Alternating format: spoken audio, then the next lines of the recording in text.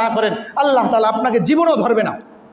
আপনি যদি জীবনও 1 টাকাও আল্লাহর রাস্তায় দান না করেন আপনাকে আল্লাহ তাআলা ধরবে না। যদি আপনি যাকাত না দেন তাহলে আপনি পয়সা দেবেন।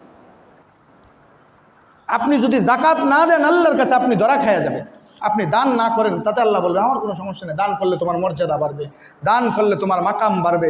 যাকাত না দিলে তুমি আমার হুকুম লঙ্ঘন করছো, আমার হুকুম লঙ্ঘন করার কারণে তুমি আমার কাঠগড়ায় ফাইসা যাবে। এই জন্য যাদের নিসাব আছে তারা যাকাত দিব।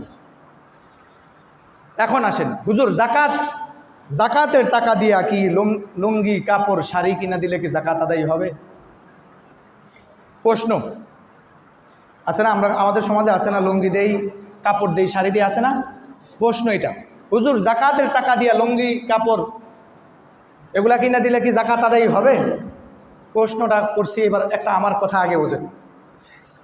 আপনার কাছে একজন 500 টাকা পাবে, 1000 টাকা পাবে, তার সাথে আপনি বাজারে সাক্ষাৎ হইস, তার সাথে আপনার বাজারে সাক্ষাৎ হইস। বাজারে সাক্ষাৎ হওয়ার পরে আপনি তারে দেখা বাজারে গোস্তের দোকানে নিয়ে 1000 টাকার গোস্ত কিনা দিছেন। কি কিনা দিছেন? 1000 টাকার গোস্ত কিনা দিছেন। এখন বেটায় নিয়ে যাইতেছে, পরে বেটায় জিজ্ঞেস করলো ভাই এটা কিসের টাকা দিয়ে কিসের গোস্ত দিল?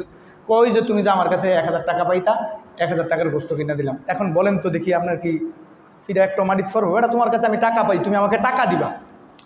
কি তোমার কাছে আমি টাকা পাই, তুমি আমাকে কি দিবা?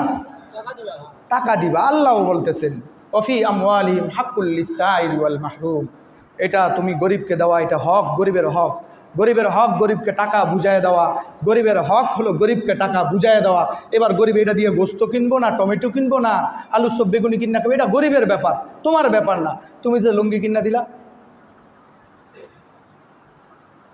ওইটার মতন হইল না, বিষয়টা ওইটার মতন হইল না। গরিবের হক তুমি মাল বুঝাই দেওয়া তাকে, এই মালের অর্থ তোমাকে আমি বুঝাই দিলাম, এটা আমার যাকাতের অর্থ, এই অর্থ আমি তোমাকে বুঝাই দিলাম, এটার দ্বারা ওই যে লুঙ্গি কিনা দিলাম যাকাত আদায় হয়ে যাবে, এরকম না। হ্যাঁ, এখন আসেন হুজুর আমি জানি আমার এক আত্মীয় আছে, ওর কাছে টাকা দিলে টাকা নষ্ট করে ফেলে। ওর কাছে টাকা দিলে কি বাবা খাইব, গাঁজা খাইব, ইয়াবা খাইব, ফুট্টা খাইব, ফেন্সি খাইব, হিরোইন খাইব, এমন আমার কিছু আত্মীয় স্বজন আছে। এখন তাকে কি করা যায়? তাকে আপনি যে কোনো, আপনি জানেন তার একটা সেলাইয়ের মেশিন দরকার, ব্যবসা করে, বা একটা টং দোকান দরকার, আপনি টং দোকান করে দেন, সে ব্যবসা করে খান।